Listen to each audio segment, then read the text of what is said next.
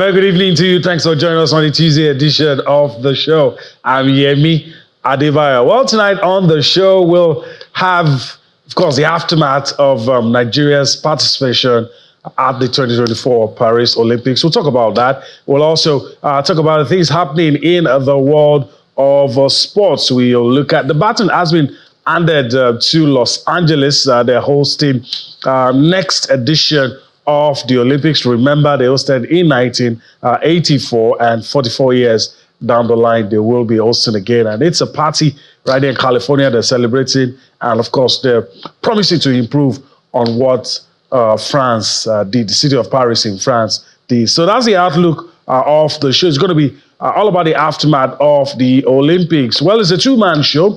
My colleague Austin Okonakman is suited and ready as we take you on this trip across the money-spinning world of sports. Spotty greetings to you, Yemi, and of course, everyone joining us on the show tonight. Always an action-packed world of sports. I'm back from Paris. So in London, I'm Austin Okonakman. So much talking points from Nigeria's medalist participation at the Paris Olympics. And for a minute, I thought about it and said, maybe it's even good, Yemi, that we went there and we didn't win anything. So now everyone should take their hands off their cheeks and get to work, because it is what you sow, you reap. I'm trying to rein myself in and not laugh. I wish I could play some clips where we all got carried away saying we're going to surpass 1996. But we'll talk about all of that. There's enough blame to share all around. But hopefully we'll learn our lessons, just like Austin said. All right, let's quickly move on the show. Let me quickly introduce our guest in the Lagos studio before we bring in our special guest. But first, let me welcome Kehinde Idris joins us this lovely Tuesday evening. Greetings to you, Kehinde. I won't do what I did to you offset. I'll forget what you said before the Olympics, but thanks for joining us on the show tonight. It's good to be here, and Nigeria, the contingent, and also the administrators. Thank you for making some of us, sound, look funny, and all of that. We're just Nigerians who are patriotic. But the Olympics is over. Like you said, baton has been passed to the next host. Maybe this is the time for us to understand that you need to put in a lot of work. But over the years, I've understood that we don't learn. Okay, let's do this quickly. We want to have a robust conversation, and of course, joining us on the show. He's a very good friend of the house, a veteran in this sector, talking sports and all of that. Yemi Kuku joins us on the show tonight. Greetings to you, sir. Thanks for finding out time to be with us on the show. Yeah. Yemi, good evening to the medalist evening, if that's what we're going to call it. I hope, they will learn from it. But I also know that they will not learn. Like our brother said there, that people are getting used to knowing that, it's still going to be the same thing. I don't know what space is still left on the drawing board that I read. People are saying, we'll go back to the drawing board again. Are they still saying that, Yemi? Drawing board. I'm not sure anybody will talk about the drawing board. All right, let me go to Austin. I don't know if we're going to be able to go to the other areas because Team Nigeria is on the front burner. But again, you said you're back, and of course, the baton has been passed. That's where we want to start off the show. The guys that are going to host the next edition of Olympics sounding as if they are ready if you tell them to start it today. They are, and that's no joke. And we're talking about LA. This is Los Angeles.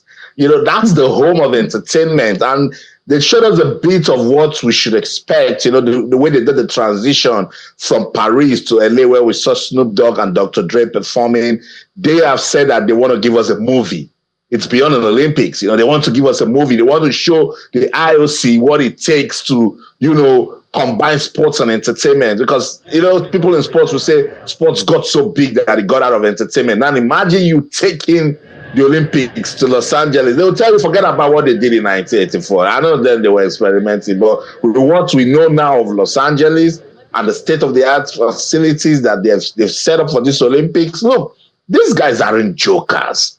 They know what long-term planning is all about. You know, they are deliberate in their approach. They are systematic. There are structures on ground, you know. And when they bid for these things, aside you just giving them a right to host the Olympics, they know what's going to do for their city. They know what's going to do for the country, you know. So, look, they weren't joking. There were talks around Paris. Tom Cruise was saying to the IOC president, do you want us to do it next week? Are you ready to have another Olympics next week? That the LA can deliver that. So I cannot wait for these games, you know, to come. Paris showed us what it means to bring the world together. Paris showed us what it meant to be innovative with the opening ceremony, with the closing. I cannot wait to go back to see what they can do with the Paralympic Games. I love that aspect of the games because it exposes the power of sports to transform lives. So we're almost, no, in fact, not almost, we're done with Paris. Los Angeles is ready, Yemi. All right, let's take some reactions from, of course, the baton exchange and the state of readiness as expressed by the next host of the Olympics, Los Angeles. And I think one of the things I'm the most excited about is the way they turned the Olympics in Paris to be the Olympics for everyone, whether you participated in the games. Paris has a great backdrop with all of the iconic venues, and they did a great job. In LA, we've got great iconic venues as well, and I think we're just going to capture that same spirit. Hey, we're creative, we're storytellers, we've got sport, we've got diversity. It's LA. The athletes are our most important stakeholders, so we have to ensure that their experience is second to none on the very biggest day of their athletic careers. So their food needs to taste good. It needs to get to them quickly. They need to have comfortable beds. They need to have dormitory rooms where they live comfortably amongst their teammates and around the rest of the world. Paris is a very different city from Los Angeles, and LA is a very different city from Paris. So it will be a different games. The core of it, though, is that our athletes will be well taken care of, and the venues they compete in and the place they live and eat and their transportation will be well managed and great, right? All right, that's it. Can you do this before we go to Mr. Kuku? I want to get your thoughts. The way these guys are sounding, they're saying, do you want an Olympic next week? We're ready. They're already looking at some of the things that could happen. They're envisaging what could be problems for them. A lot of people have started talking about transportation, they have suggested housing and stuff like that. Yeah. But they have enough time to sort that. Yeah. But how does this make you feel? A nation that's going to be hosting the next 4 years, sounding and saying, look, let's have it next week. Yeah, I mean, we've seen teams come into rescue. We've seen cases where probably the country or the city that wins, the hosting right falls apart for some reason, and then you find it in a country or a city 3 months, 4 months to the event, they get to rescue because they're always ready. Why won't you be ready? You say they're a sporting country or a sporting city, then you should be ready. All your facilities should be intact at every point in time, not because you want to host, but because you have sportmen and women every day. They should use the state-of-the-art sports equipment to get to prepare. And look at the things that were, problems in Paris, like transportation, housing, and so many other things being mentioned, just to let you know, okay, if you think we're just living in our own world, we also tapped from the ills from the last Olympics and want to make it better. See, these guys are ready. And that is why so many times we want to see Olympics in cities like this, the monumental places, and also the states that they take the events to. Like you said, it's going to be a party. This is LA. You're welcome. All right. All right. Before I yield the floor to us, let me allow Mr. Kuku give us a summation of, we already know what happened, but now we have to come home talk about Nigeria. He said he hopes we learn our lesson, but a part of him feels we never learn. But we have to pick the pieces somehow. So where do we start from? With Nigeria, right? Or you're still talking about LA? Nigeria. First, we need to have the sports minister focus on dismantling all the cartel running sports across Nigeria in all the federations. And I'm saying this as a matter of somebody who has been involved, and I've seen closely how the Nigerian sports federations are run. I don't think Nigerian politicians do realize that the kind of politics they play with APC, PDP, and LP is much more like a child's play when you come into the sports sector. It is very vicious. It is so victim, the victimhood there, the victimization there that you experience and you see people go through every now and then. It is very vicious. They don't take anybody like, okay, you're down and then you're out. They're still going to trample upon you. So that's the first thing. He needs to dismantle all the cartels around sports federations. He needs to get into inviting fresh people who are interested in getting on board sports. Yeah, they're going to blackmail him into thinking, oh, somebody's going to sanction you, they're going to ban you. Sir, it is not true. We have seen this happen over time, most especially with football. Oh, FIFA will ban you, FIFA will do this. The only problem you're going to be having with international federations is if you do not make your case very clear and easy. And how do you make it easy? These people have got some of their hands well soiled. You take the battle to their doorsteps. They are the problem. It's not the athletes. You need to first dismantle these people. Once you dismantle them, then we can start afresh. But the truth is this: if you're starting afresh, Los Angeles is not the face that you're going to be looking towards. You have to look beyond Los Angeles because it's a lot of work. It's going to take you like about 8 years to be able to gather all these, opportunities together, streamline them, and begin to yield results. Now, the predecessor was more of rhetoric. I'm talking about Mr. Sunday Dare. He was talking more than action. It was all talk, and everybody fell for that. For me, I was never part of it. And I knew that at the end of the day, the whole thing we're going to see is just like a dress rehearsal, people just making it look as if it's an easy thing. And then we have somebody else now as a sports minister. What is he going to be doing to first dismantle the Nigerian Olympic Committee? That Nigerian Olympic Committee you're seeing, the NOC, it is stale. It is stale. Let us tell ourselves the truth. Yeah. Engineer Habu Gumel needs to retire from that very arena, and every other person there. That's the truth. They've been around for so long. What has changed? What are the new things they've been doing? So you need to bring in all these new people. And when you're bringing in new people, people need to come with their credentials. You have to hold them to account. What have you been doing previously? How much have you achieved? Right. And what do you intend to do with the federation when you come in there? The time for patronage, political patronage, it is over. Sports, it's now being run by people who are intellectually capable. You've been talking about LA for the past 10, 15 minutes. And what LA is going to be putting up, what we saw in 1984, thank God I wasn't too small. I watched Los Angeles in 1984 on TV.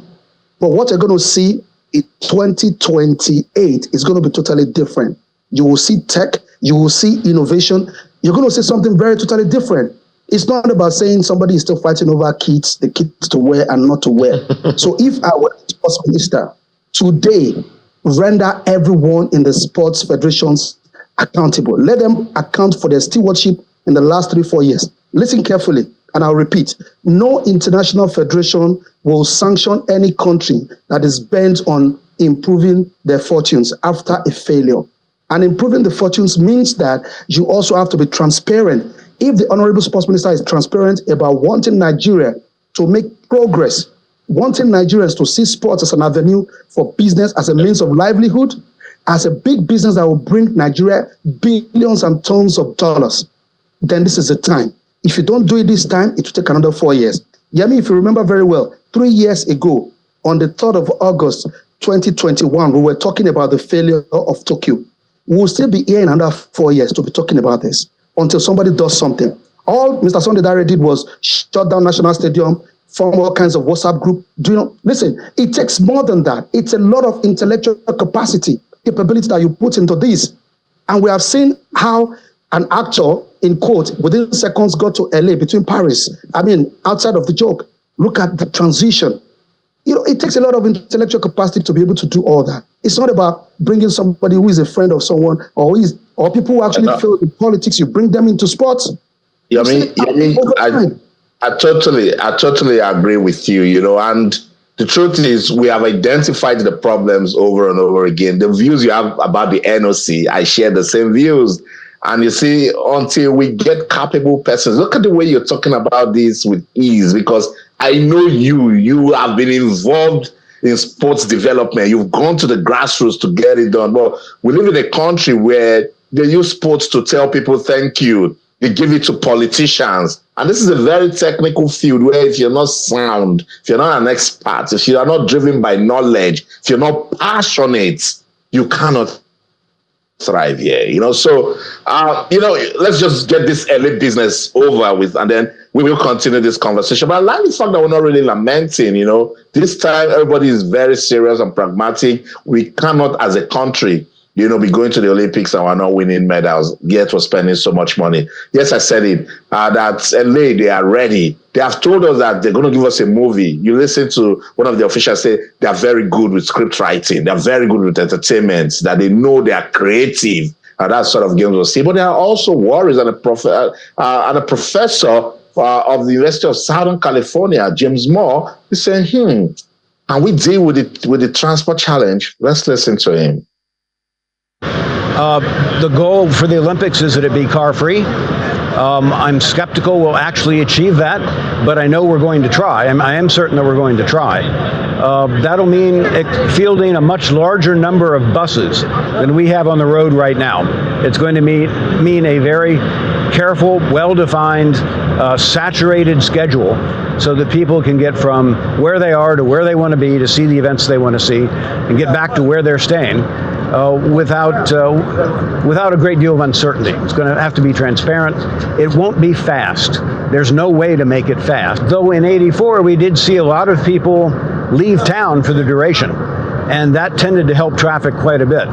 So if we see residents following the same strategy in 2028 and basically getting out of town for a few days, that may free up enough road space that we're able to move everybody with buses. Well, I'm not going to pretend that LAX isn't a bit of an embarrassment. It is for everybody. We have been putting a lot of money into it to try to improve it. We've expanded the international terminal.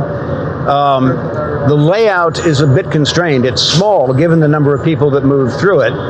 And we're investing in more transit access at that site, rail in particular. That won't be available until 2026, but the good news is 2026 comes before 2028. So we'll have additional capacity at that point that we can use. So that's it, a professor from the University of Southern California. My dear country, Nigeria, Honorable Minister, NOC, can you see how an expert is breaking down what they think is a challenge? It's not fight, it's not quarrel. It's so you will know how to solve the problems.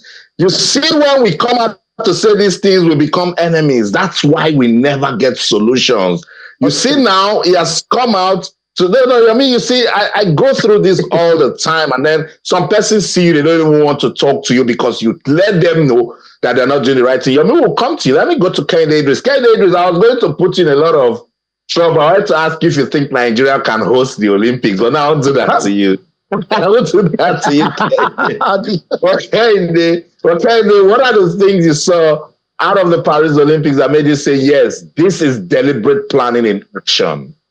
The federations, how NOCs, yes, countries, the athletes, the sports that were participated in. I was discussing with some colleagues, and I said, some of these countries know their strength. I think from time immemorial, it has not shifted. When I mean it has not shifted, they are still one of the top teams in those sports. Look at Jamaica. Jamaica will always, be there. I need to pause you. I'll allow you, just gather your thoughts. Yeah. When we return from this break, you'll continue with your trail of thoughts. We need to go on a break right about now. Just to let our viewers know that on the DSTV platform, when we return from the break, you will be onto the program inside the Niger Delta, but on all our other platforms, we'll still continue doing our post-mortem of Nigeria's participation at the 2024 Paris Olympics. We'll go for that break. We'll come back for more on Sports Tonight.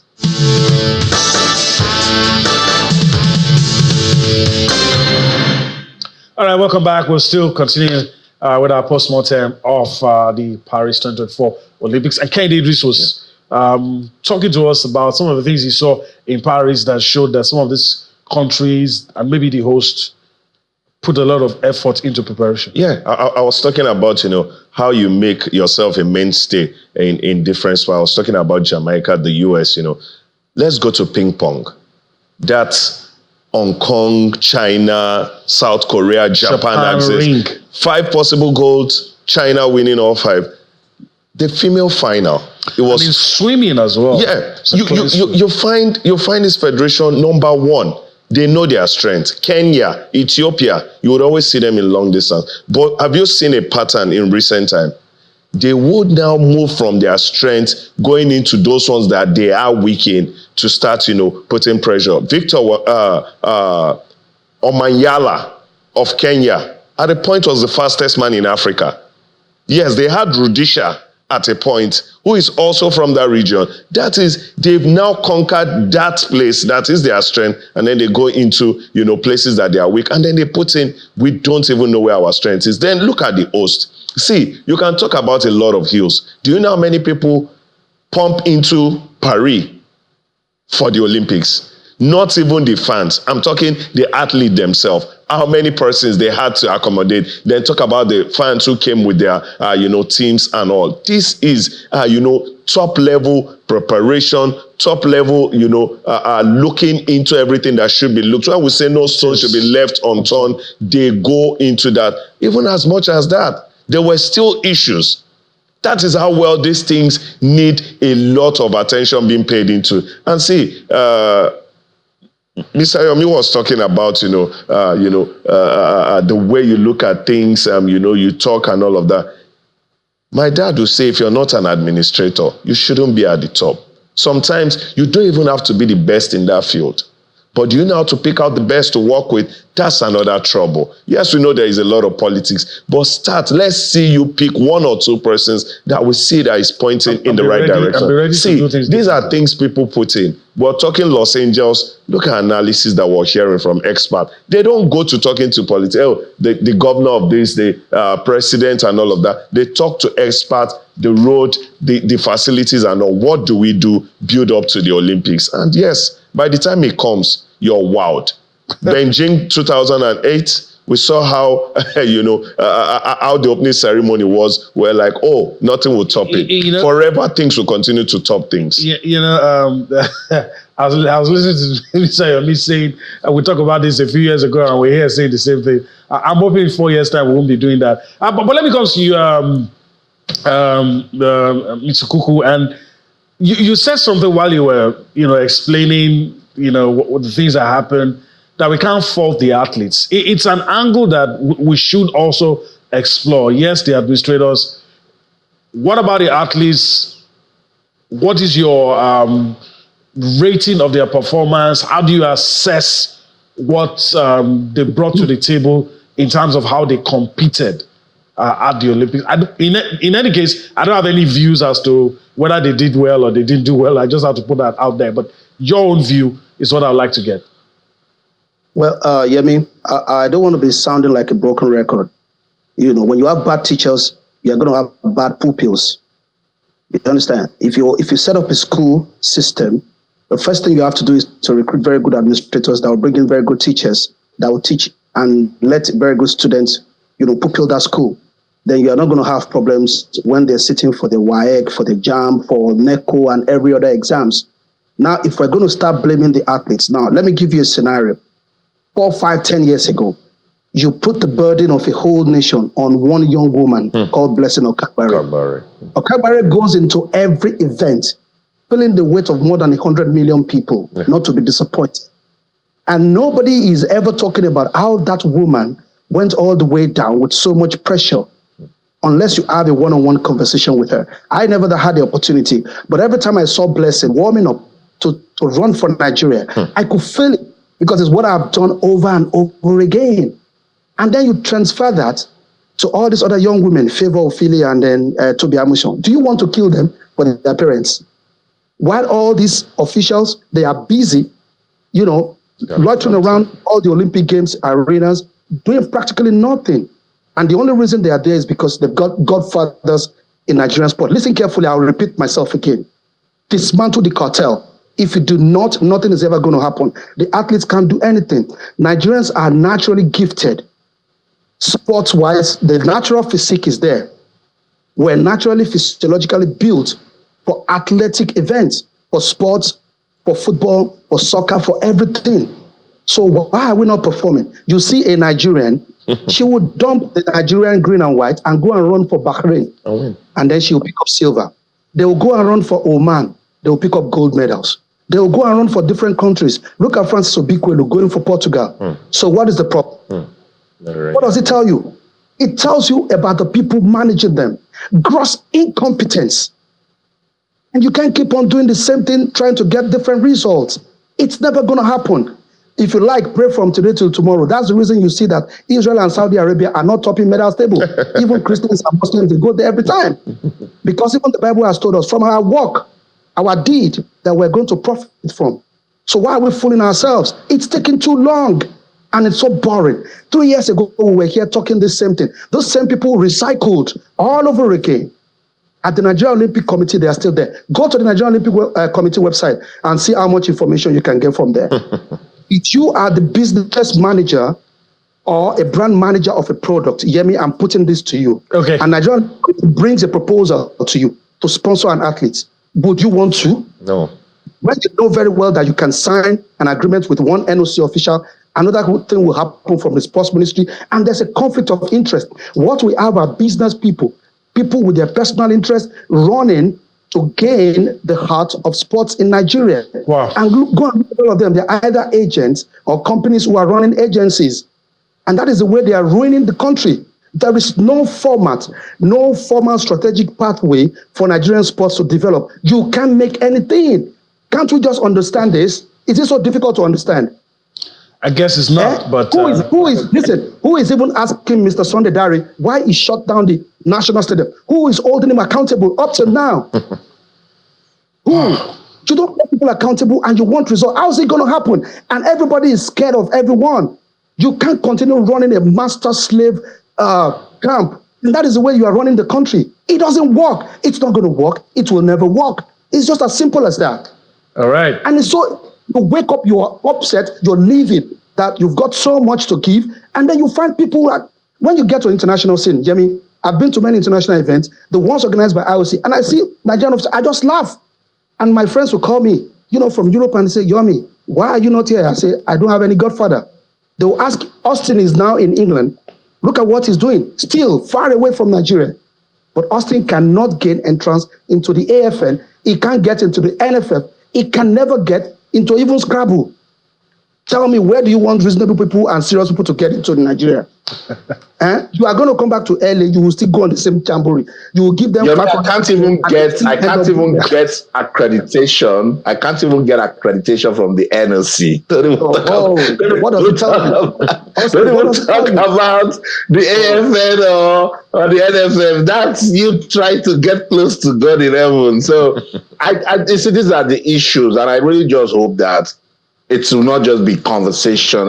We had a parley with the minister in Paris, and I said to him, that was the question I asked him, that, look, no matter what you do, if you don't find a way to bring proper reforms in the federations, you're wasting your time. They're going to destroy your work.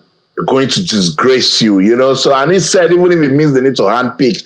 And for me, I said, look, start now. The current ones, can they bring out their profile, know what they're all about, and see the results that they've achieved, As the Honorable Minister, start now. Can the person that refused to register officially come out and make us understand why that action was taken? Let's start knowing our sports administrators and hold them accountable. Otherwise, we'll keep going around the circles. I think we need to move on with the show. It's quite sad. We've done it again, and then this time around, I just pray we'll document the lessons learned and implement them. All right, let's take a few other reactions this time. Let's listen to somebody that needs little or no introduction, Festus Bubeni, of course, from the Nigerian, speaking on the Nigerian canoeing performance at the Olympics.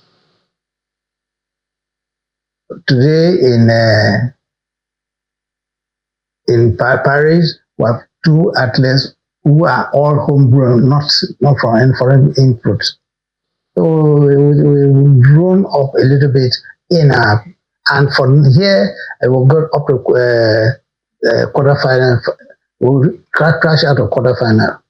And with what the home-based talents did, Ayomide Bello and Otredo, Beauty, would you say you are pleased? Are you proud of the achievements? I'm very proud because these are people who I just took from the streets and they started rowing and doing very well, beating people who are even were trained for long. I know that Los Angeles, we shall do something better. Would it have been better if they were foreign-based and foreign-trained? Well, if they are foreign-trained, okay, but they are known. We grew them from the scratch. Foreign-trained means they will train other countries and come to train. Well, for me, once you're a good athlete, I want to train you to be the expert. But do you really think they got the sort of preparation they needed to compete at this sort of global events? I would say at the tail end, yes, they went to Germany and training, but from beginning, Olympic is not a 4-year, it's a 4-year program, a 4-year training, not one crash program 1 year. That was all. And the minister tried his best. It came on board, and basically the funding of sports should be not be left to only ministry or to government. There's a lottery fund, which I was part of it when it started, to fund training, to fund sports, but that lottery fund not be used for sports as of today. What are used for that things are not sports wise. So that's where we miss the point. Lottery fund must be used for sports. All right, so Professor Poveni talking about Nigeria's performance in the Kenyan event. All right, the high point of the Olympics is always, when it ends, it's the medal table. So let me just quickly go across and take a look at the medal table. We'll look at the global and for the continent. So let me just, let me tell you what you already know. Nigeria is not on the medal table, so you already know that. But at the end of the day, United States, true to form, as expected, turned out to be the country with the highest haul of medals, a total of 126. There you have it. So you have the top 5, the United States, China, Japan, Australia, and France in that order, making up the top 5. Now, for Africa's top 5, Kenya Davis referenced it already. Kenya with 4 gold, 2 silver, and 5 bronze. Africa's best performance at this year's Olympics, coming from the Kenyans. And you have Algeria, South Africa, Ethiopia, and Egypt following up in that order, making up the top 5. All right. I know Yomi Kuku is very busy, so I'm going to ask him just one question before we let him go. He said something that scared me. He said, we'll come back 4 years' time and we'll still not be on that medal table. I hope that will not be the case. But if this, you've said a lot, but we're looking at long term and short term. But what are the things you think should be done right now? If we want things to go different, what are the things you will see right now and believe that, okay, things will turn around? Well, first, when I see the Honorable Minister dismantle the federations, it is possible. And then afterwards, they can find some means of getting a private sector partnership with it, appointing and getting chief executive officers for different federations so that they are held accountable.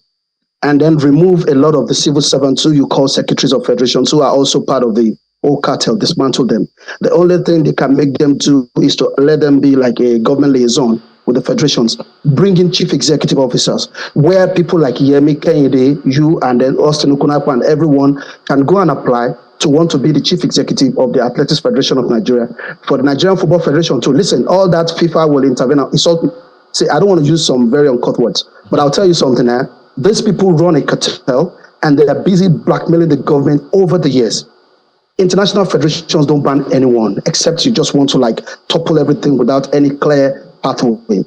But if the Honorable Minister can choose the right way that can make it work, look in the face of people, do not follow in the ways of the predecessors who will end up asking people to go and form WhatsApp group and they'll be abusing each other there. Dismantle that.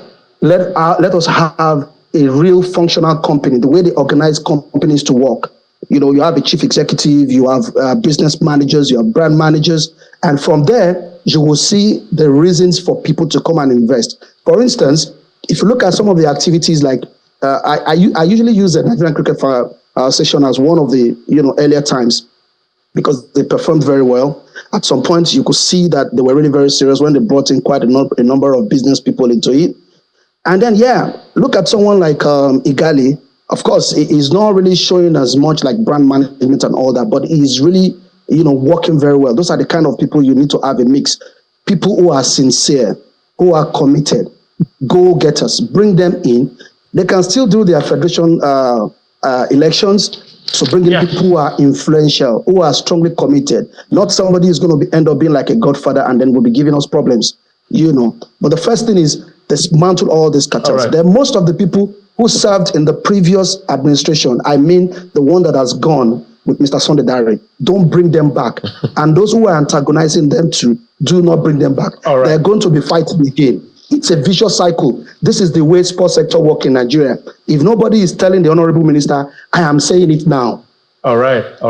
That's a very good place to let it land. Yomi Kuku, want to thank you for your time on the show. Hopefully, we'll do this again some other time. Thank you very much. It's my pleasure. All right. There's a lot to pick from what he has said, but we have to leave that for another time. All right, let me quickly yield to Austin because he usually likes to talk about grassroots. So let me give it to you. Bielsa, we'll talk about the Prosperity Cup. I know it gladdens your heart anytime you want to talk about it. Yeah, but this time around, it's not really the Prosperity Cup. But I like the fact that they're keeping that thing busy. In Bielsa State, they're having the preseason tournament where top coaches in the league football setup in Nigeria are going to be participating. There's Bendel Insurance, there's Bielsa United, quite a couple of teams just getting ready for the new season. And this is what we're talking about, because we don't get to see a lot of preseason tournament just before the league starts. While we wait for it to come, these guys are getting busy, and top coaches in Nigerian League football are also part of it right there. But let's listen to the talking points coming out of this one from Bielsa State. It's all about football development in Nigeria. And then we'll come back. I'll get Kehinde Idris to react to it.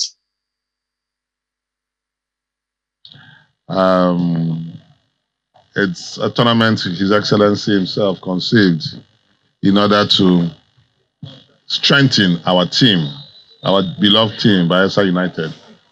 A lot of us, I remember seeing my brother here, Loveday, fretting and sweating last season during the matches. The Deputy Governor, the Sports Commissioner, they don't want to see it this year.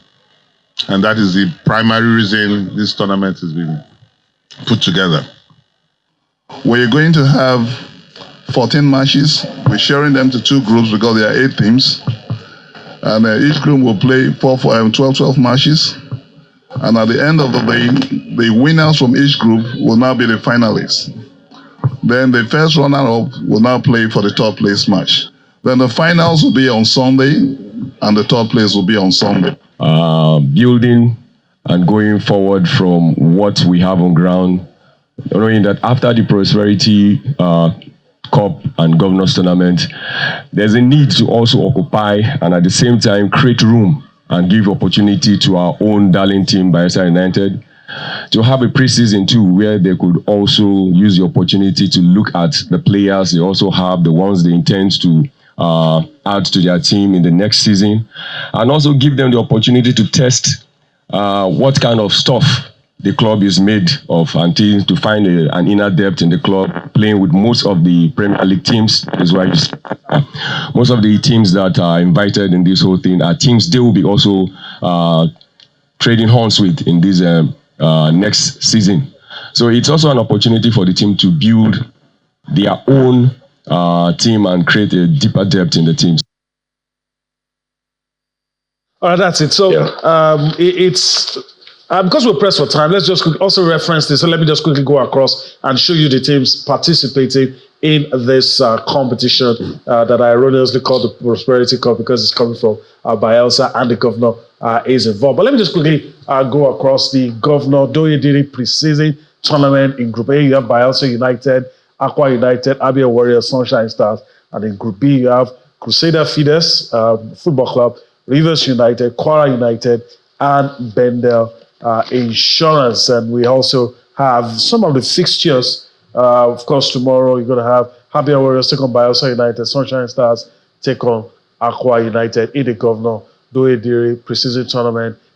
In Group B, Aqua United take on Crusaders, Bedell Insurance take on Rivers United. All of this are match day one fixtures, match day one fixtures. So, Kehinde Idris, also was going to ask you about your thoughts, grassroots tournament. These are the things we love to see. We've got our sights on when the league will resume, but I'm super worried for the teams that represent us on the continent.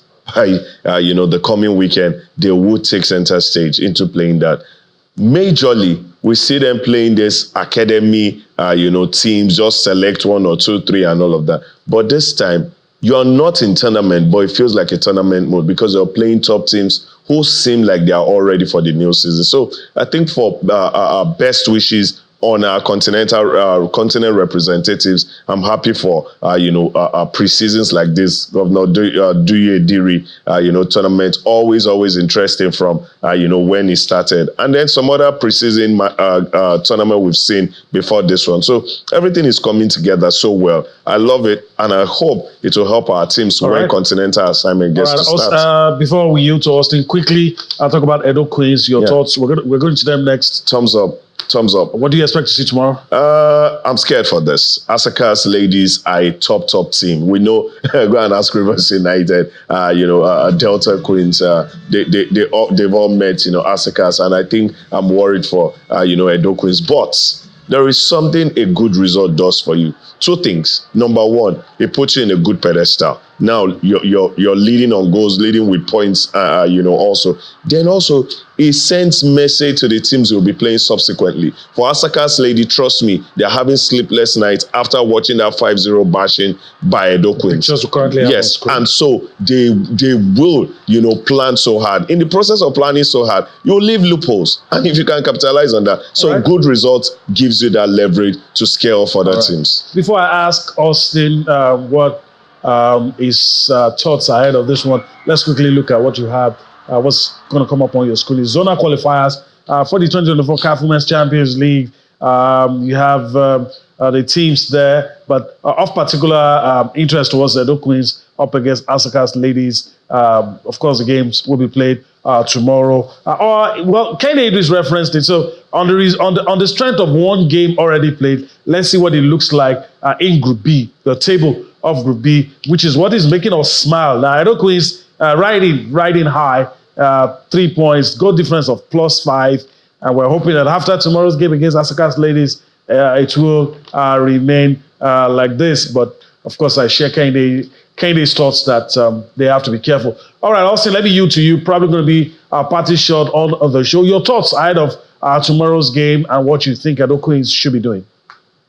It's advantage Edo Queens. They need to make it count. When you win big away in your first game and now you have an opportunity to consolidate with a home fixture, you need to do that and pass a strong message, because if they win tomorrow, and if they win against Asaka's ladies, it means that they have 6 points on that group, and whatever happens in any of the other games, those guys will be on maybe 4 points max. So it's a good one for them. I like the way they've approached it, and they just need to keep it going. But before I go on the show here, me and Kehinde Idris, I liked what that official from Bayelsa State said.